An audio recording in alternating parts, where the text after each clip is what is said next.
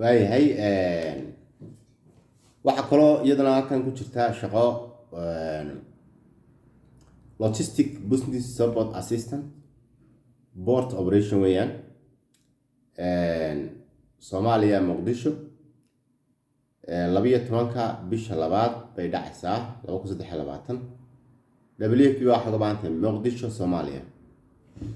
waxay baahantay logistics business support assistant dhanka la xiriiran inta badan xagga dekedaha iyo wixii la halmaala oo qofkaasi hawl badan baa uu qabanaya shaqadan markaa waxay xidhmaysaa 12 February ay xidhmaysaa signature-keedu yahay waana hay'adda cuntada beeraha hay'adda maxaa la yidhahdaa barnaamijka cuntada adduunka WFP qofkan waxyaabaha looga aadka loogu sii baahan yahay waxaa ka mid ah inuu qabto shaqooyinka ka mid yihiin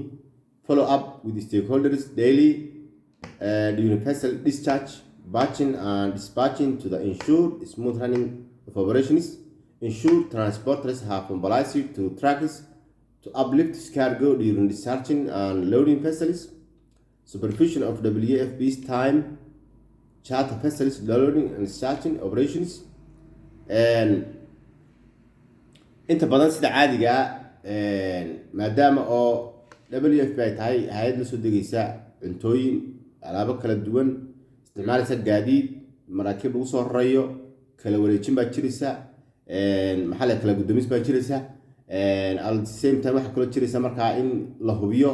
la kormeero dhammaanba alaabaha iyo habsami socodkooda shaqo iyo nidaamkooda si markaa loo raaco standardadii caadiga ahaa ee WFP ay ku shaqeynaysay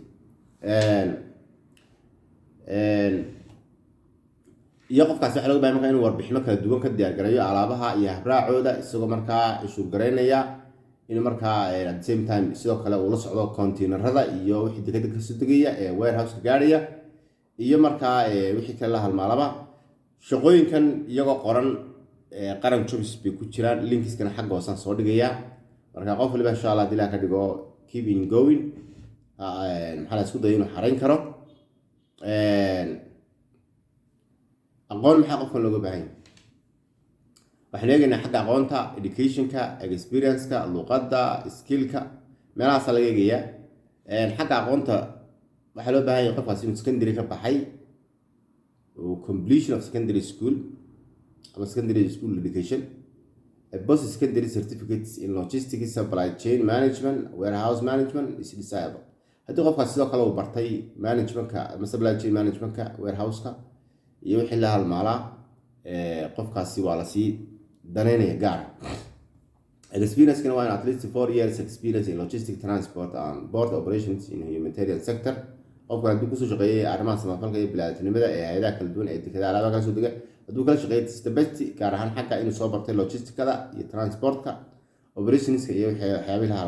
la halmaalaa luqadda ingiriisida iyo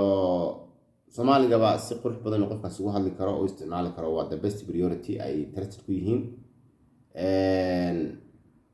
knowledge of xagga wax kale baahan knowledge of work routine in methods report operations proficiency in the use of equipment and Microsoft Office tools office tool kana waa isticmaali karaya Allahumma salli ala Muhammad inta markaan halkaas oo eego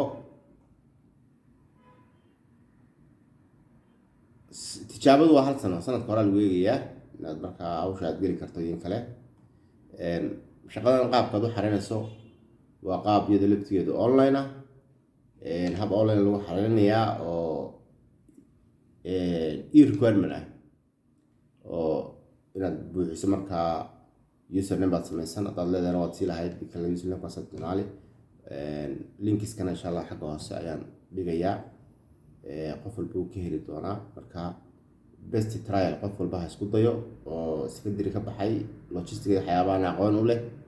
ama kuba soo shaqeeyay hore ugu soo shaqeeyay waa very important shaqooyinkan waa iska fudud yihiin waa shaqo u baahan markaa priority ahaan inaad qof walba uu xoogga saaro inuu markaa siduu shaqooyinka u handle gareyn lahaa ama u try gareyn lahaa WFP waa hay'adda barnaamijka cuntada adduunka inta badanna adduunka meelo badan bay ka shaqeysaa